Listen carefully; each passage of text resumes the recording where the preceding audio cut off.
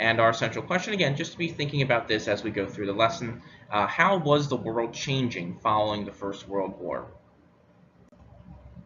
All right, so science changes. So there were two big leaders of changes in the early 1900s in the field of science. One of these was a German-born physicist by the name of Albert Einstein. You may or may not have heard of him before. He studied time, space, energy, and matter, and he is mostly known for developing the theory of relativity in 1905. And what Einstein basically states in this is that time and space do not have a constant rate of motion such as light. He says that light has a constant rate or a constant speed, and he says that time and space do not necessarily have that. And so this kind of changes how people think about, time and motion and things like that, and outer space and things like that. If you have any questions on that, you can probably reach out to, if you have a physics teacher or a science teacher, maybe they'll be able to explain a little bit better than what I can. But that's the basic, background to that. So for psychology, so for those of you who don't know, psychology is the study of the brain and why we act and do the things we do. So there was an Austrian physician, his name was Sigmund Freud, and he changed the field of psychology. He believed that the human mind is irrational, that that we it's not always thinking the same way. And we know that, right? That our thoughts and feelings constantly change. And he stated that people are often driven by pleasure-seeking thoughts and behaviors. So the way we act and how we behave is uh, based off of seeking pleasure and things like that. When you're hungry, you want to eat. When you're thirsty, you need a drink, or other things. If you're tired, you may want to take a nap. So those are the things. We go to bed at night because we're tired and we sleep. So those types of pleasure-seeking thoughts, everything we do, according to Freud, is based off of seeking pleasure or enjoyment. So on the left-hand side there, this man here, this is Albert Einstein. You may have seen his picture before with the crazy hair and things like that. And then this picture here is Sigmund Freud. Okay? Excuse me. Okay, so literature. So many people were terrified and shocked at the horrors as a result of the First World War. We talked about, people coming home wounded, people not coming home at all, the destruction of cities and towns and villages and the environment and things like that. So people are just kind of very much shocked at what happened during the First World War. So to express their concerns, many writers wrote about their fears for the future, what was going to happen in the future. Okay, just kind of very, I don't want to say horror stories, but it's just kind of more dark. Again, like just worry and concern people were writing about. Another idea that emerged from this literature movement is known as existentialism, and this is more of a philosophy. But what it is a belief that there is no universal meaning to life. So people were kind of moving away from the traditional religious views of life in some aspects. Some people were, at least, and stating that that people create their own meaning to life. People have always asked, and we still ask to this day, what is the meaning of life? And a lot of people have religious views on that, and you have your own views, I'm sure. But like I was saying, people are moving away from the traditional religious views of what is life during this time, and more saying that people make their own meaning of life based on their own choices and actions. Okay, so people aren't in charge of people are in charge of their life. Okay, is what they're basically saying. And many views of existentialism emerged from this man, he was a German philosopher by the name of Friedrich Nietzsche. I believe how you say that. And as we go through these next couple of lessons over the week, a lot of his views will be expressed in Germany and Italy and lead to a lot of different views and changing policies of the time. All right, so art. So artists also began to rebel against old forms of art. Many want to express and show emotion and use their imagination, as opposed to showing real objects like painting a tree or painting a family. Okay, Cubism, and again, some people you may recognize, like Pablo Picasso, he's big during this time, changed traditional shapes of triangles, squares, circles, broke them apart and made them into different forms of artwork, and I'll show you down the next slide.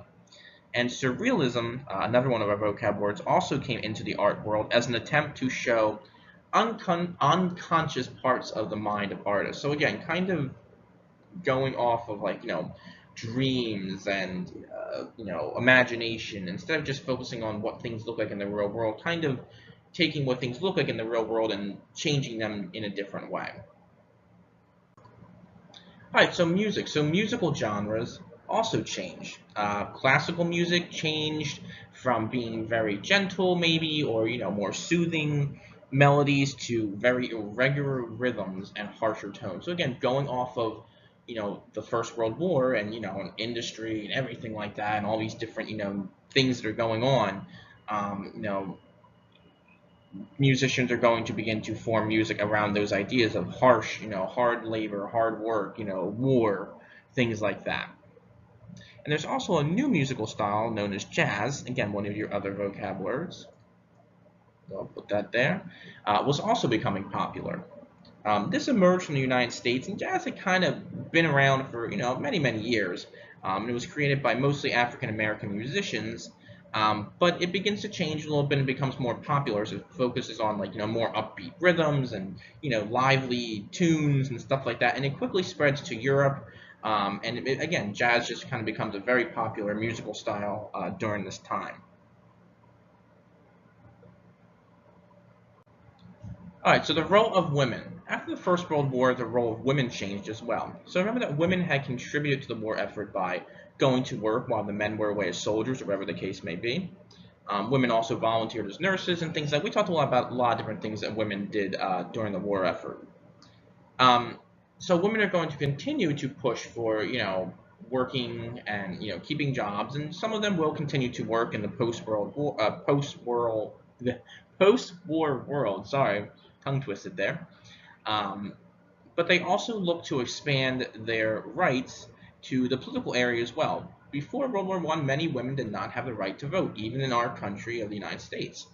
So following the war, many women began to push more for voting rights. And these voting rights are going to be granted to many women in countries such as our own, like the United States, and in other places like Germany, Great Britain, Sweden, and Austria. So again, women begin to gain the right to vote following the First World War.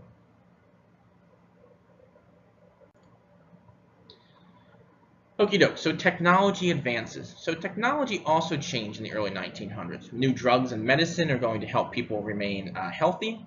And we talked about this a little bit, but the automobile industry, which had, kind of emerged a little bit, is also going to help create new jobs, rubber factories for tires, engines, other metal parts. So again, the automobile industry is going to help spur new industries that are going to help create jobs.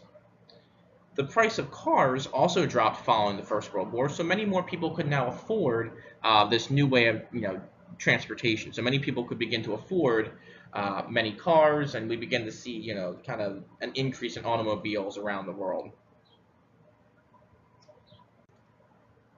Airplanes also became very popular, so air travel became a new popular way of traveling. There were many people such as Charles Lindbergh and Amelia Earhart who gained fame as pilots.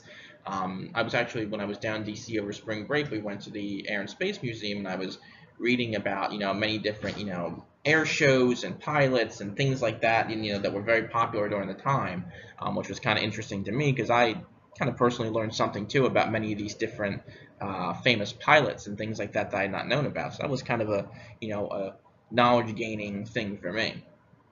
Now, airplanes were also very expensive to fly on, and only the wealthy could really use an airplane to travel or go from place to place. But again, people are going to just simply be amazed at this new way to travel and quickly get from point A to point B. All right, last slide. So popular entertainment. So people began to enjoy new forms of entertainment. The radio we talked about had been developed in 1895, but it gained more use during the First World War, the Global War. After World War One, radio broadcast stations quickly emerged, and they became suppliers of music and news and entertainment. So people could turn on the radio at home while they're cleaning their house or cooking a meal, or even just have friends gather together to listen to the radio. Motion pictures also emerged as forms of entertainment around the world. So movie stars, maybe you know this man's name from a silent movie star, Charlie Chaplin. people like that began to entertain people around the globe as well. So again, just different forms of entertainment that people are using to have fun and enjoy themselves.